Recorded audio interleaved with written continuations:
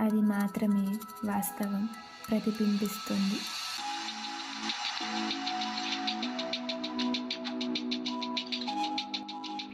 వాస్తవం గట్టిగా అరవదు,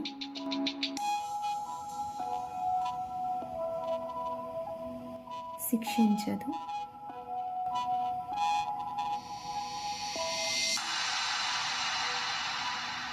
ప్రేరేపించదు.